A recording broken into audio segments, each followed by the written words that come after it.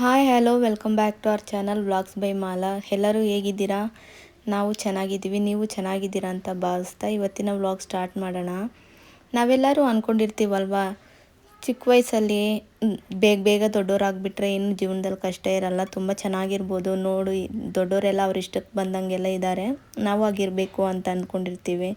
ಆದರೆ ಇವಾಗ ನಾವು ದೊಡ್ಡವರಾದ್ಮೇಲೆ ಅಯ್ಯೋ ಸಣ್ಣ ವಯಸ್ಸಲ್ಲಿದ್ದಾಗಲೇ ಚೆನ್ನಾಗಿತ್ತು, ಅವಾಗ ಏನು ಕೇಳಿದ್ರು ಯಾರೋ ಒಬ್ರು ಕೊಡಿಸ್ತಿದ್ರು, ಲೈಫ್ ಚೆನ್ನಾಗಿತ್ತು, no tensions no pains at all ಅಂತ ತಿಳ್ಕೊತೀವಿ. ಆದರೆ ನಿಜ ವಾಸ್ತವ ಏನಂದರೆ, ನಾವು ಹುಟ್ಟಿದಾಗ್ಲಿಂದ ಸಾಯೋವರೆಗೂ ಆ ಸ್ಟೇಜಲ್ಲಿ ಯಾವ ಸಿಚುವೇಶನ್ಸ್ ಫೇಸ್ ಮಾಡಬೇಕಾಗಿ ಬರುತ್ತೋ ಅದನ್ನು ಸ್ಟ್ರಾಂಗ್ ಆ್ಯಂಡ್ ಕಾನ್ಫಿಡೆಂಟಾಗಿ ಫೇಸ್ ಮಾಡಬೇಕು, ಹಾಗೆ ಹ್ಯಾಪಿಯಾಗಿ ಸಹ ತಿಳ್ಕೊಬೇಕು. ಹಾಗೆ ನಾವು ಆ್ಯಕ್ಸೆಪ್ಟ್ ಮಾಡಿಕೊಂಡು ಬದುಕಲಿಲ್ಲ ಅಂದರೆ ಬೇಕಾದರೆ ನೀವೇ ಥಿಂಕ್ ಮಾಡಿ ನೋಡಿ, ನೀವು ಇದುವರೆಗೂ ಎಷ್ಟು ನಿಮ್ಗೆ ಏಜ್ ಆಗಿದೆಯೋ ಅದರಲ್ಲಿ ಅರ್ಧರಷ್ಟು ಸಹ ನೀವು ಹ್ಯಾಪಿಯಿಂದ ಸ್ಪೆಂಡ್ ಮಾಡಿರಲ್ಲ. ಯಾಕೆ ಅಂದರೆ ಅದರಲ್ಲಿ ನಾನು ಒಬ್ಬಳು. ನನ್ನ ಲೈಫ್ನಲ್ಲಿ ಏನಾಗಿದೆಯೋ ಅದೇ ಥರ ಆಲ್ಮೋಸ್ಟ್ ಎಲ್ಲರ ಜೀವನದಲ್ಲೂ ಆಗಿರುತ್ತೆ ಅನ್ನೋ ಒಂದು ಕಾನ್ಫಿಡೆಂಟ್ ಮೇಲೆ ನಾನು ನಿಮಗೆ ಹೇಳ್ತಿರೋದು. ಸೊ ಆ ಸ್ಟೇಜಲ್ಲಿ ಯಾವ್ದು ಬರುತ್ತೋ ಅದನ್ನು ಆ್ಯಕ್ಸೆಪ್ಟ್ ಮಾಡ್ಕೊಂಡು ಮುಂದೆ ಹೋಗೋಣ. ಮತ್ತು ಇವತ್ತಿನ ವ್ಲಾಗ್ನಲ್ಲಿ ಸ್ವಲ್ಪ ಕಿಚನ್ ಕ್ಲೀನಿಂಗ್ ಕೆಲಸ ಇತ್ತು, ಅದರಿಂದ ಜನಲೆಲ್ಲ ಸ್ವಲ್ಪ ಕ್ಲೀನ್ ಮಾಡ್ತಿದ್ದೆ. ಈ ಕಿಚನಲ್ಲಿರುವ ಟೈಲ್ಸ್ ಎಲ್ಲ ವಾರಕ್ಕೊಂದ್ಸರ್ತಿ ತೊಳ್ಕೊಂಡ್ರೆ ಸ್ವಲ್ಪ ಚೆನ್ನಾಗಿರುತ್ತೆ ನೋಡೋಕ್ಕೆ. ಇಲ್ಲ ಅಂದರೆ ಆಯಿಲ್ ಜಿಡ್ಡು ಎಲ್ಲ ಇರುತ್ತಲ್ವ, ಅದು ನೋಡೋದಕ್ಕೆ ಕಲ್ಲಲ್ಲಿ ಮಾರ್ಕ್ಸ್ ಹಾಗೇ ಕಾಣುತ್ತೆ. ಈ ವಿಡಿಯೋಸ್ ಎಲ್ಲ ತಗೋದ್ರಿಂದ ವಿಡಿಯೋದಲ್ಲೆಲ್ಲ ಹಾಗೆ ಕಾಣಿಸುತ್ತೆ ಅನ್ನೋದರಿಂದ ಅವಾಗವಾಗ ಕ್ಲೀನ್ ಮಾಡ್ತಾ ಇರ್ತೀನಿ. ನಾನು ಇತ್ತೀಚೆಗಂತೂ ಯೂಟ್ಯೂಬ್ನಲ್ಲಿ ತುಂಬ ಜನ ಕುಕ್ಕಿಂಗ್ ವ್ಲಾಗ್ಸ್ ಮಾಡುವ ಅವರ ಕಿಚನ್ಸ್ ನೋಡಿದಾಗ ತುಂಬ ಅಂದರೆ ತುಂಬ ಇಂಡೋರ್ ಪ್ಲ್ಯಾಂಟ್ಸ್ನ ಕಿಚನ್ನಲ್ಲಿ ಇಟ್ಟಿರ್ತಾರೆ. ಅದನ್ನು ಅವರೆಲ್ಲ ಯಾವ ಥರ ಮೇಂಟೈನ್ ಮಾಡ್ತಾರೆ ಅಂತ ನನಗೆ ಗೊತ್ತಿಲ್ಲ. ನನಗೆ ಸ್ವಲ್ಪ ಅಲ್ಲಿ ಅದ್ರ ಬಗ್ಗೆ ಎಲ್ಲ ತುಂಬ ಭಯ. ಒಂದೊಂದು ಸರ್ತಿ ಎಲ್ಲಾದರೂ ಕಿಚನ್ ಸೈಡ್ ಕಾಣಿಬಿಟ್ರೆ ಅದು ಮತ್ತೆ ಏನಾದರೂ ಅವು ಅಡುಗೆನಲ್ಲಿ ಬಿದ್ದುಬಿಡ್ತಾ ಬಂತ ಅನ್ನೋ ಥರ ಭಯ. ಏನೂ ಸಹ ಪ್ಲೇಟ್ ಮುಚ್ಚದೆ ಇಡೋದಕ್ಕೆ ತುಂಬ ಭಯ ಆಗುತ್ತೆ. ಅದರಲ್ಲೂ ಅದು ಇನ್ನೊಂದು ಏನಂದರೆ, ನನಗೆ ಆ ಥರ ಇಂಡೋರ್ ಪ್ಲ್ಯಾಂಟ್ಸ್ನ ಕಿಚನಲ್ಲಿ ಯಾವ ಥರ ಮೇಂಟೈನ್ ಮಾಡಬೇಕು ಅನ್ನೋ ಒಂದು ಐಡಿಯಾ ಇಲ್ಲ. ಅದರಿಂದ ನಾನು ಇನ್ನೂ ಯಾವುದು ಸಹ ಇಲ್ಲಿ ಪ್ಲೇಸ್ ಮಾಡಲಿಲ್ಲ.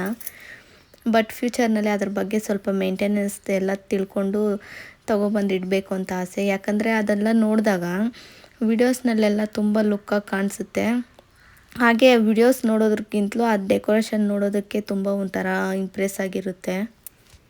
ನಾವು ಮುಂಚೆ ಈ ಕಿಚನ್ನಲ್ಲಿರುವ ವಿಂಡೋಗೆ ಮಸ್ಕಿಟೋ ಮೆಶ್ ಹಾಕಿದ್ವಿ. ಬಟ್ ಅದು ಲಾಸ್ಟ್ ಟೈಮ್ ಪೇಂಟ್ ಮಾಡಿಸಿದಾಗ ವಿಂಡೋ ಎಲ್ಲ ಪೇಂಟ್ ಮಾಡಿದ್ರು ಅಂತ ಅದೆಲ್ಲ ಬಿಚ್ಚಾಕ್ಬಿಟ್ರು. ಬಟ್ ಅದನ್ನು ರಿಮೂವ್ ಮಾಡಿದಾಗ್ಲಿಂದ ಕಿಚನ್ ಒಳಗಡೆ ತುಂಬ ಅಂದರೆ ತುಂಬ ಧೂಳು ಬರುತ್ತೆ. ಅದನ್ನು ಮತ್ತೆ ತರಿಸಿ ಹಾಕ್ಸ್ಬೇಕು. ನಾನು ಇವತ್ತು ಒಂದು ನ್ಯೂಸ್ ನೋಡಿದೆ, ಅದು ಯಾವಾಗ ಆಗಿರೋದಂತ ನಾನು ಡೇಟ್ ನೋಡಲಿಲ್ಲ. ಬಟ್ ಬೆಂಗಳೂರಲ್ಲಿ ಯಾರೋ ಒಬ್ಬರು ಮನೆ ಶಾರ್ಟ್ ಸರ್ಕ್ಯೂಟ್ ಆಗಿ ತುಂಬ ದೊಡ್ಡ ಮನೆ, ಎಷ್ಟೊಂದು ತಾಯಿ ಮತ್ತು ಮಗ ಇಬ್ಬರು ತೀರ್ಕೊಂಡ್ಬಿಟ್ಟಿದ್ದಾರೆ ಅಂತೆಲ್ಲ ಹೇಳ್ತಿದ್ರು.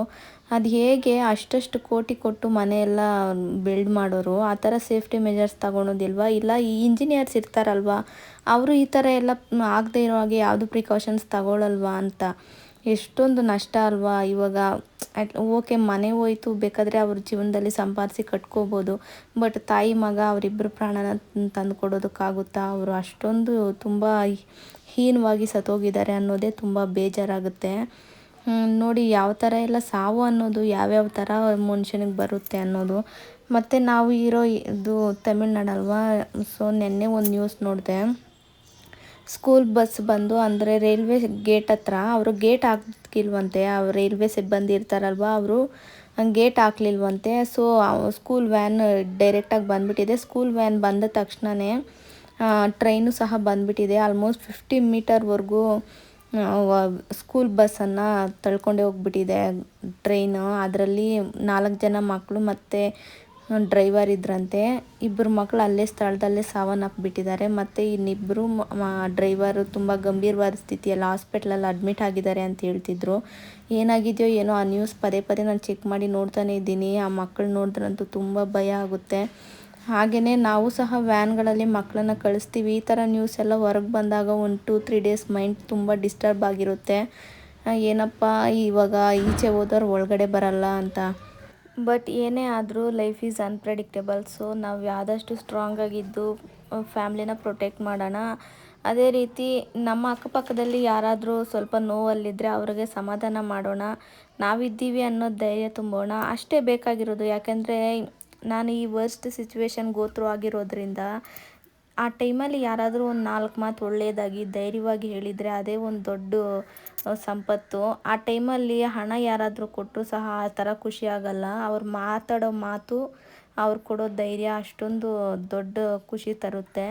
ಆದ್ದರಿಂದ ಕೈಂಡ್ನೆಸ್ ಬ್ರಿಂಗ್ಸ್ ಎವ್ರಿಥಿಂಗ್ ಅಂತ ನಾನು ನಂಬ್ತೀನಿ. ಓಕೆ, ಇವತ್ತಿನ ವ್ಲಾಗ್ ನಿಮಗೆ ಬೋರ್ ಅನಿಸಿದರೆ ಸಾರಿ. ಆ್ಯಕ್ಚುಲಿ ಏನಾದರೂ ಅಪ್ಲೋಡ್ ಮಾಡಬೇಕಿತ್ತು ಇವತ್ತು ಇಂಟ್ರೆಸ್ಟಿಂಗ್ ಆಗಿರೋ ವ್ಲಾಗ್, ಬಟ್ ಯಾವುದೇ ತರಹ ಟಾಪಿಕ್ ತಲೆಗೆ ಬರಲಿಲ್ಲ. ಸ್ವಲ್ಪ ವಿಡಿಯೋಸ್ ತೆಗೆದಿದ್ದು ಇತ್ತು ಗ್ಯಾಲ್ರಿಲಿ, ಸೊ ಅದನ್ನೇ ಸ್ವಲ್ಪ ಎಡಿಟ್ ಮಾಡಿ ರೀಸೆಂಟ್ ಟೈಮ್ಸ್ನಲ್ಲಿ ಆಗಿರೋ ನ್ಯೂಸ್ ಸ್ವಲ್ಪ ನಿಮ್ಮ ಜೊತೆ ಶೇರ್ ಮಾಡಿಕೊಂಡೆ ಅಷ್ಟೇ. ನೆಕ್ಸ್ಟ್ ಟೈಮ್ ಇನ್ನೊಂದು ಯಾವುದಾದ್ರೂ ಇಂಟ್ರೆಸ್ಟಿಂಗ್ ಆಗಿರುವ ವ್ಲಾಗ್ ಜೊತೆ ನಿಮ್ಮ ಮುಂದೆ ಬರ್ತೀನಿ. ಟಿಲ್ ದೆನ್ ಟೇಕ್ ಕೇರ್, ಬಾಯ್.